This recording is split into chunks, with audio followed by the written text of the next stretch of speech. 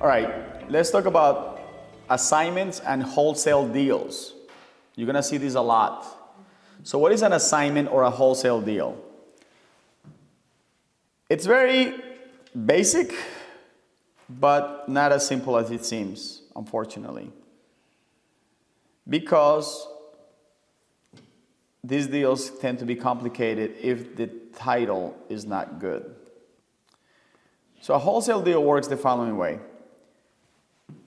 There are people scouting for properties all the time, especially properties that look that they have been abandoned or not kept up. So these guys are called wholesalers. And what is a wholesaler? A wholesaler is a person who is always searching for properties who are not up for sale, but need some repairs or look like nobody's taking care of them. And then they track that seller or the seller's heirs, and they say, hey, I want to buy your house as is. The seller, then they agree on a price, usually lower than what the market calls for. And then they sign an agreement with that seller, and they give a deposit, usually very minimum, $500, $1,000. Now, with that agreement, there is a clause that says that they can assign that contract to anybody. So they go and put it on the market or send a list out to people.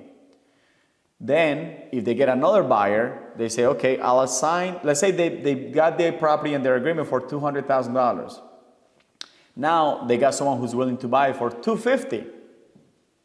Now, they're not gonna settle on the property. All they're gonna do is they're gonna assign that contract to the buyer, and then the buyer can buy it at $250,000. Usually, the wholesaler will want you to use their title company because they already did a title search to make sure that the property was okay to be sold. So that's the first, not red flag, but the first thing you gotta watch out for, because now you're not dealing with your own title company and you don't know who they are. So usually it's okay. Then now you got your buyer at $250,000 on a property that they put down on their agreement at $200,000. So technically right now, these people are making $50,000 in one deal.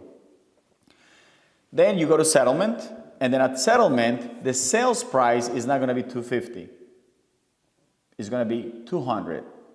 But on your buyer's charges, it's gonna be $50,000 paid to the wholesaler. It's still $250,000, right? But it's just structured differently. So just know that. Usually on wholesale deals, they don't pay the commission. You gotta put it in top of the sales price. So if you're representing a buyer who wants you to help them buy this wholesale deal, most likely you're gonna have to charge the commission on top of the $250,000. So what is 3% of $250,000? $7,500. So now you gotta do the deal for $7,500 for $250,000, $500. But usually it doesn't go on top of the sales price. It's just goes another charge.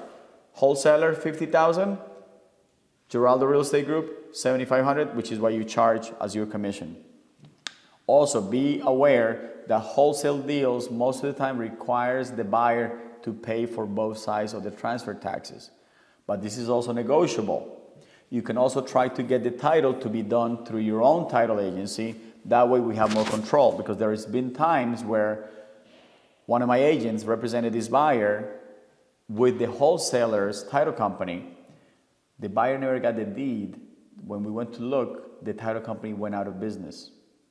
So it was a big mess. So try always to get the title done with the people that we do business regularly, so there is less headaches in the future for you.